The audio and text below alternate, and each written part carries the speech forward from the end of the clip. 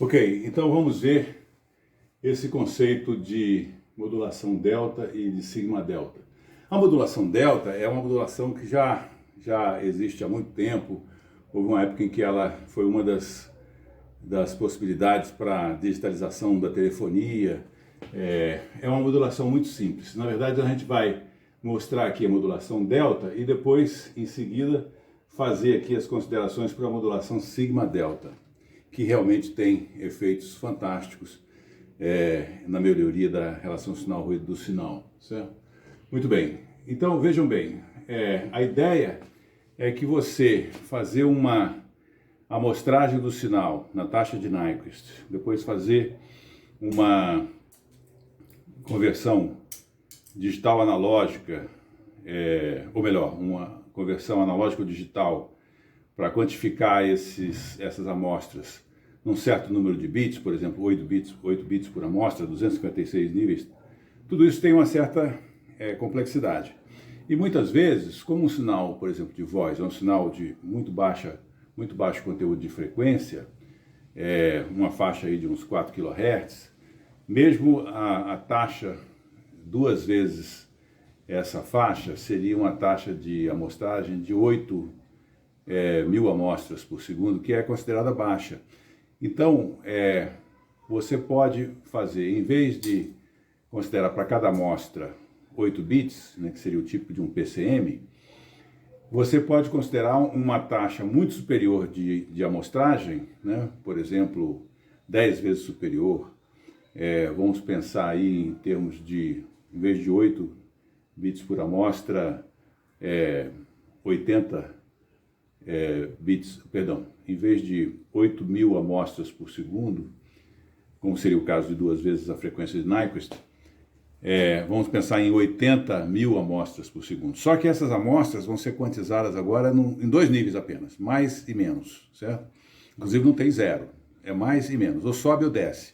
Não tem como ficar no mesmo lugar, né? Então, esse é o conceito da modulação delta. Delta por conta disso, né? É um delta para cima, um delta para baixo.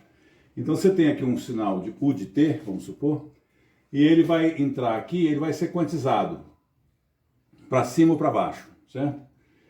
E o valor que é quantizado, ele é realimentado aqui através de um integrador, certo?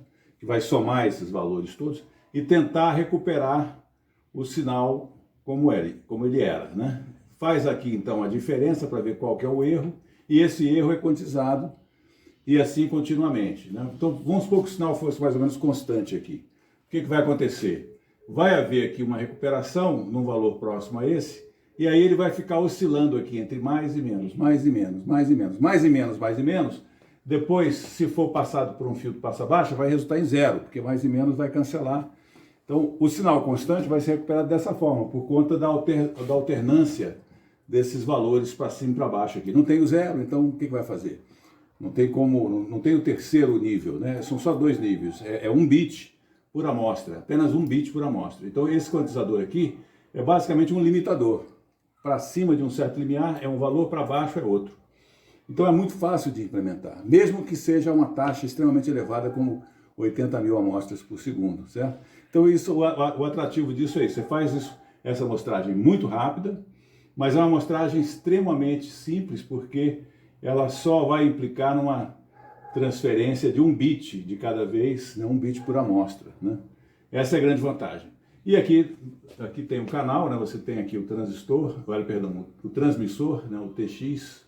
TX é o símbolo de transmissor e RX o símbolo de receptor.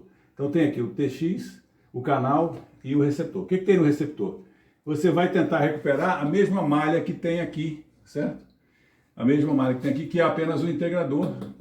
E aí, na sequência, você tem que eliminar as frequências altas, porque isso vai sujar muito o espectro, você vai transformar uma série de sinais contínuos em uma série de bits, né, de mais e menos uns, né, para cima e para baixo. Então você precisa de eliminar os componentes de alta frequência, você faz isso com um filtro passa-baixa, costuma ter esse símbolozinho aqui, né, que você corta as frequências mais altas e fica só as baixas aqui, né? Então é um FPB, um filtro passa-baixa. E aqui você recupera o seu sinal. Isso foi usado em vários sistemas, tinha sistemas que utilizavam uma taxa de codificação mais reduzida em relação aos 64 kilobits por segundo, que são normalmente necessários para PCM. Né? PCM você tem 8.000 amostras por segundo, e aí tem 8 bits por amostra, vai dar 64.000 amostras por segundo, ou 64 kilobits por segundo. Né? Aliás, 64.000 bits por segundo, ou 64 kilobits por segundo. Muito bem, então esses sistemas usando o sigma delta foram utilizados, mas a qualidade não é grande coisa, certo? Aquela questão que eu comentei da relação sinal-ruído, não existe uma vantagem em relação ao sinal-ruído, porque tanto o sinal quanto o ruído, eles são amplificados da mesma forma. Então a relação sinal-ruído se mantém, ela não é melhorada nem piorada, ela é preservada, certo? Muito bem. O conceito de sigma delta foi uma sacada de um aluno do Japão, da Universidade de Tóquio, o eu não vou me lembrar bem do primeiro nome dele, mas o segundo nome é Yasuda. Acho que é Yoshihiko Yasuda, nos anos 60. Olha a sacada que ele teve. Ele percebeu o seguinte, que as duas operações de integração e de quantização, elas não são propriamente operações que você possa trocar de ordem, certo? Mas ele falou, vamos supor que eu tenha aqui uma quantização um pouco mais refinada, já que é uma taxa de amostragem muito alta e tudo, então não tem muita variação de um instante de amostragem para o outro e tal. Vamos tentar fazer essa composição em que eu vou colocar um integrador aqui no início do sinal. Então o sinal, o de T, ele já é passado por um integrador, certo? Eu já integro o sinal. É um pouco a diferença que tem entre FM e PM. Né? PM é Phase Modulation, né? Modulação de fase. Também passa por uma integração, ou uma diferenciação, se você quiser, dependendo da direção que você está indo. Né? Mas ele tem aqui essa integração, né? E aí, veja o que acontece. Ele faz a integração, em vez de fazer nesse ponto aqui, ele faz a integração previamente, certo? E por conta disso, já que ela já foi feita, ela não vai ser necessária aqui no receptor. O receptor vai prescindir dessa integração, porque ele passou ela para cá para frente, considerando essa meio linearidade aí das operações e tal. É uma aproximação, certo? Não é a mesma coisa, não é a mesma coisa. Tanto é que senão não teria muito sentido em fazer trocar 6 por meia dúzia. Tem vantagens, né? Mas é uma coisa que é inspirada, né, na modulação delta, ele fez essa sigma delta. Por que sigma delta? Porque ele primeiro faz o sigma, primeiro faz a integração, né, que pode ser imaginada como sendo uma soma, né, e é o sigma, é a parte sigma. O delta é aqui essa quantização de apenas 2 níveis. Muito bem, então no receptor você vai prescindir desse integrador e é apenas um filtro passo-baixo. Olha que espetáculo, né? Além disso, olha que interessante, já que você tem, tá faltando aqui no desenho, esse integrador que tem aqui, ó, isso aqui está faltando, certo? Então esse integrador tem que ter aqui, vou botar aqui mesmo em uma cor diferente, certo? Tem um integrador aqui, esse integrador está aqui, certo? Como estava aqui também, né? Ele está simplesmente alterando aquela entrada e fez já um ajuste aqui na saída. Mas aqui na malha de realimentação é a mesma de antes. Só que agora, como eu tenho um integrador aqui e outro aqui, se eu fizer a soma dos sinais integrados por linearidade, e a integração é uma operação linear, quem não é linear aqui é o quantizador, mas a integração é uma operação linear, certo? É simplesmente soma. A soma das integrais pode ser considerada como sendo a integral da soma. Então a gente pode mudar essa operação, aqui faltou também aqui a realimentação, né? Faltou aqui também eu tenho o mais e menos, que é a diferença, né? Estou fazendo aqui a diferença para ver o sinal de erro, né? Muito bem. Então eu tenho, percebam, olha assim a simplicidade em que a coisa se transformou. Esse integrador com esse integrador, ele pode ser movido para essa posição. Então, o que eu tenho aqui é uma malha de realimentação limpa, né, sem nada na malha reversa, e na malha direta, aqui na parte direta da malha, eu tenho o integrador e o quantizador. E o filtro passa-baixa continua sendo o receptor disso. Uma coisa fantástica, né? Uma coisa fantástica. Esse Yasuda, ele realmente deveria ganhar um prêmio, né? Por esse aqui é o sobrenome dele, nos anos 60, começo dos anos 60. Aqui, me desculpem, aqui eu não tenho certeza se é com Y ou com a outra inicial, mas o sobrenome dele é Yasuda. Realmente é uma coisa fantástica. O que é também fantástico é o seguinte, eu vou aproveitar um cantinho aqui da lousa, porque nós já estamos começando a ficar aqui com as condições prejudicadas de iluminação. Eu queria já falar sobre isso. Se você considerar aqui o espectro de frequência, eu tenho aqui, vamos supor, o espectro de sinal, seria aqui esse espectro, e o espectro de ruído, tipicamente ele tem um espectro mais largo, né, por conta de todas essas componentes adicionais que são geradas, mas no caso desse sigma delta, né, e percebam que aqui a motivação para o nome é esse mesmo, aqui é um sigma e um delta, né, é um sigma e um delta, né. Por conta disso, o espectro eu vou até fazer com uma cor diferente, o espectro de ruído, ele é um espectro que tem um formato assim, ele cresce, depende, você pode ter isso aqui também em diferentes ordens, e aí você pode...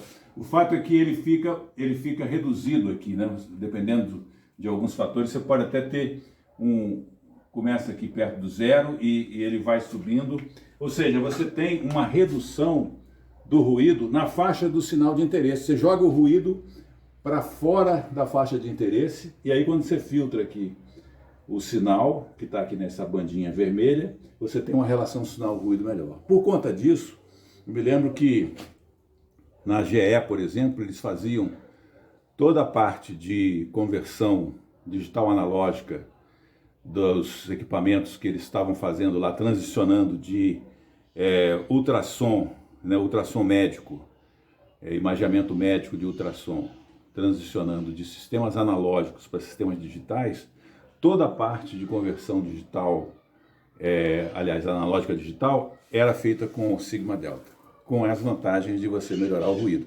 E a GE, até hoje, eu fui há pouco tempo ver fazer um imageamento de ultrassom, né, uma ecografia, e o equipamento que era usado lá era um equipamento da GE, que ainda é um dos líderes de mercado. Tem também algumas concorrentes japonesas, algumas, né?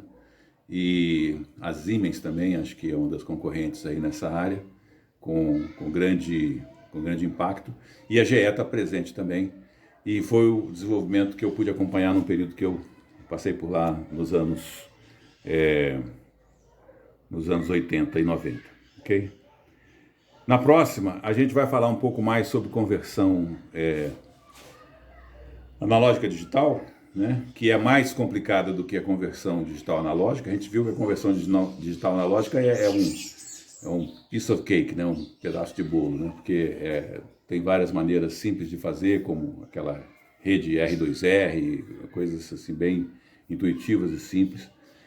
A conversão digital, analógica digital, ela é um pouco mais complexa, né, e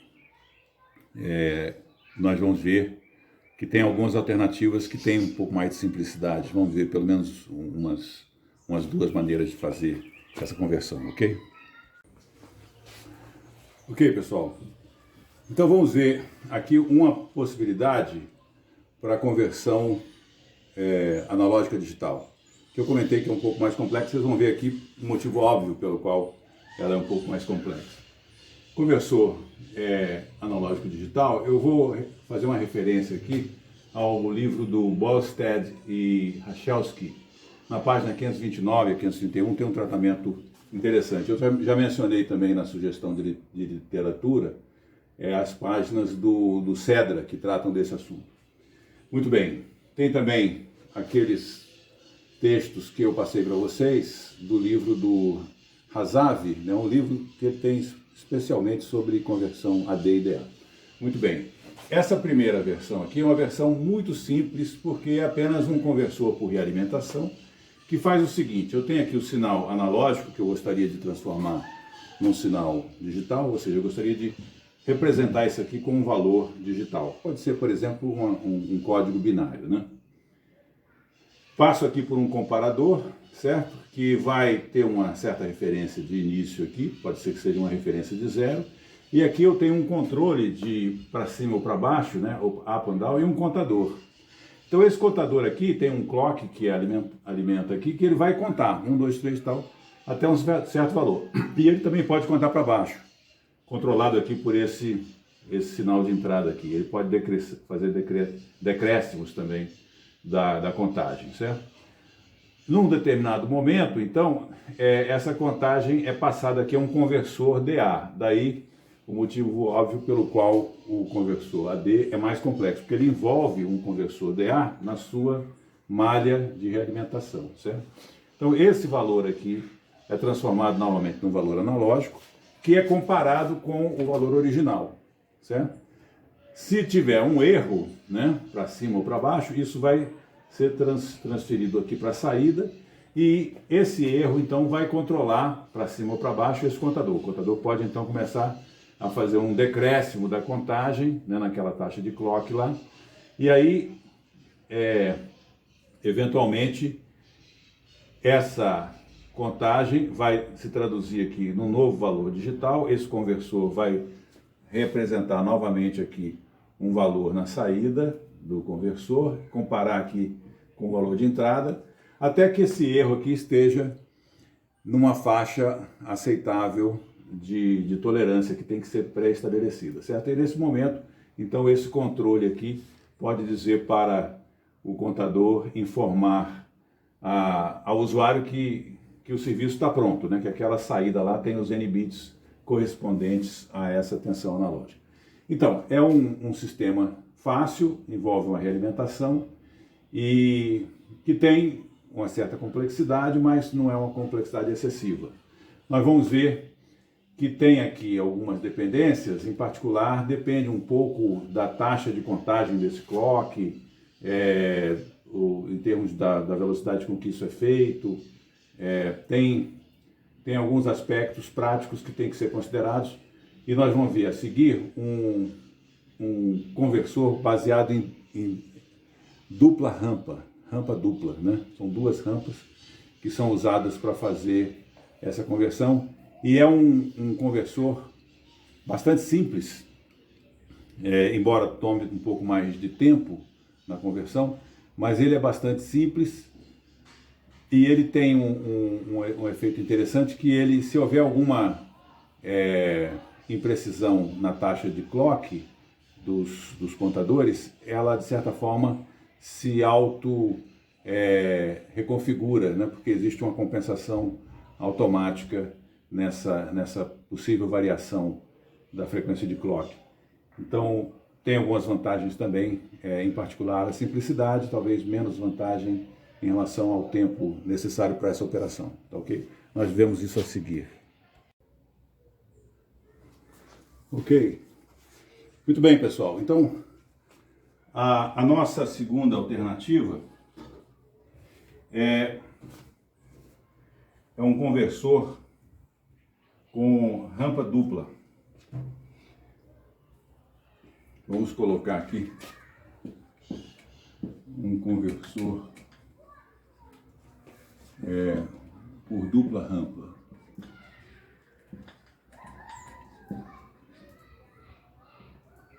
E ele funciona da seguinte maneira: nós temos aqui na entrada um integrador, né? Vocês se recordam aí da operação de integrador que era feita com o op-amp, com uma realimentação de um capacitor e aqui um resistor no ramo de entrada, entrando aqui na entrada inversora do op-amp, né?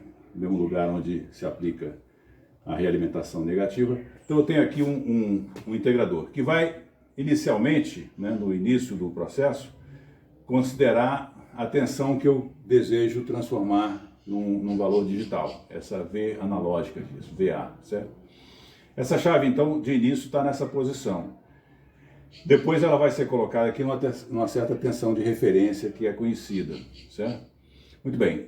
Nessa situação, eu tenho que o integrador, já existe aí um controle da questão do sinal, né? Porque vocês veem que, como tem aqui uma entrada negativa, vai haver uma inversão, mas essa questão do sinal já é controlada de outra forma. E eu tenho aqui essa integração, ela vai seguir um caminho que vai depender dessa tensão, certo? Se a tensão for mais alta ou mais baixa, eu vou ter aqui diferentes declividades para essa integração. E esse tempo de integração inicial aqui é um tempo fixo, que normalmente aqui tem simplesmente um comparador, né, comparando com zero, ou seja, isso aqui é praticamente um bypass, e aqui eu tenho um controlador que vai passar pulsos de contagem para esse contador. O contador vai, então, ter o controle aqui de pulsos para ele fazer uma contagem crescente, certo? Muito bem. Quando eu chego no final da contagem aqui do contador, que é um tempo fixo, né? Já que ele está contando numa velocidade que depende da velocidade do clock, não depende dessa inclinação aqui, certo? Essa velocidade do clock é uma velocidade fixa.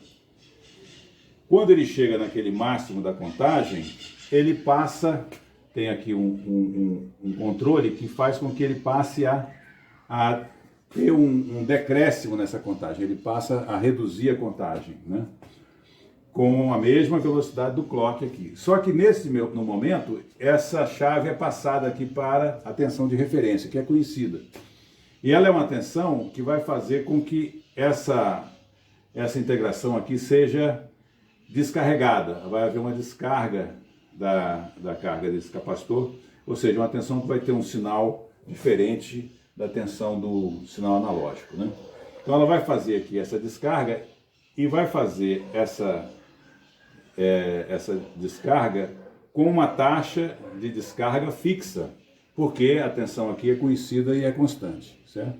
O que não vai ser fixo mais é a velocidade com que essa tensão que está aqui nesse nível vai chegar a zero. Quando ela chegar a zero, esse comparador aqui vai atuar no controle para dizer, olha, chegamos no final da contagem. A contagem, então, ela vai até o valor máximo e começa a ver, então, uma nova contagem, que a gente pode pensar que seria a contagem regressiva, né, dessa nova rampa, por isso que se chama de rampa dupla, né, que eu tenho uma rampa de subida, que tem a inclinação variável, dependendo da tensão analógica que se deseja transformar em digital, mais a descarga numa velocidade fixa, taxa de descarga fixa. Então, esse tempo aqui é basicamente proporcional ao valor da tensão que se deve transformar em analógica e vai estar representado aqui no contador no final, quando isso aqui chegar no zero, né? Quando essa tensão aqui chegar no zero. Isso aqui vai então ser informado que a saída do contador já é a saída digital do sinal convertido. Alguns aspectos. É uma conversão AD de muito boa resolução, né? Muitas vezes a resolução é o que pega, né? Você gostaria de ter uma resolução boa. Ela é muito simples, não é tão rápida, né? Mas é muito simples e de baixo custo, fácil de implementar isso aqui com circuiteira digital. Na verdade, tem aqui uma parte linear, que é essa parte da entrada. Essa parte aqui é uma parte linear barra digital, e aqui é praticamente toda digital, toda a parte digital aqui. Esse é o tipo de conversor AD que se utiliza, por exemplo, em multímetros digitais, de baixo custo. Por quê? Porque ela é simples e não tem uma implicação muito forte no custo da implementação e tem a boa resolução. Ok? Nós vamos falar de mais uma, né, que será a nossa última alternativa, que é um conversor por uma escadinha, por um circuito de escada. Ok? Até lá. Ok, o terceiro e último conversor AD que nós vamos ver, também discutido lá no Bollestad e Rachowski, é o conversor por circuito de escada, certo? Então, basicamente é o seguinte, eu tenho um comparador que compara aqui a tensão analógica que eu gostaria de converter para digital, com o que sai aqui de um circuito de rampa, certo? E enquanto não acontece nada de novo, eu tenho aqui esse comparador atuando na lógica de controle que passa para o contador digital os pulsos de contagem e a partir de um clock aqui que é fornecido para a lógica de controle, e tem também um controle de reset para resetar a operação, certo? Esse contador vai contando e aqui, em princípio, é a posição onde vai estar a saída digital. Essa contagem é passada aqui para um circuito de rampa que vai gerar uma escadinha, certo? Isso aqui, essencialmente, é um conversor digital analógico, como nós já vimos. Então tem aqui uma realimentação, ele é muito semelhante àquele da realimentação primeiro que nós vimos, é uma alternativa a implementar aquele circuito. Então eu tenho aqui um circuito de rampa que vai produzir aqui essa escadinha, né? Na verdade é um circuito de escada, né? É uma rampa, mas é uma rampa em degraus, em pequenos degraus, 2 a n degraus, né? Tem 2 a n degraus que n é a resolução máxima, 2 a n é o número de bits que se teria para esse conversor. Então ele vai fazendo a contagem aqui e vai gerando essa rampa, essa escadinha aqui, certo? Quando a escadinha se iguala aqui ao nível do VA, a esse nível, é onde existe então a igualdade e a lógica de controle então informa que tem que parar de contar, certo? E esse valor aqui, que vai ser obtido aqui na forma digital, ele é passado para a saída, tá ok? Então tem aqui 2 a n níveis possíveis. Só para dar um exemplo de resolução, por exemplo, se a tensão de referência máxima aqui nesse contador for de 10 volts, que é a tensão do topo da escadinha, né? 10 volts, e eu tenho 2 a n, vamos supor que sejam 12 bits, então 2 a 12 dá 4096. Então eu divido 10 volts por 4096, eu tenho uma resolução de 2,4 milivolts. Ou seja, é um sistema que tem uma boa resolução e ele também não é um sistema de alta complexidade. Então é uma terceira alternativa para se fazer uma conversão AD, ok?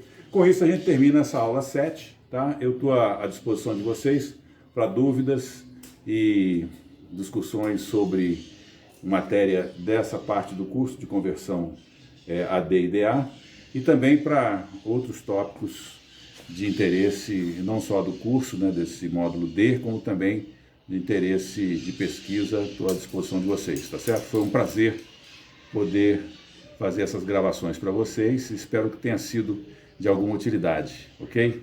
A gente se vê por aí, preferencialmente ao vivo e a cores lá na faculdade, ok? Nos vemos, tchau!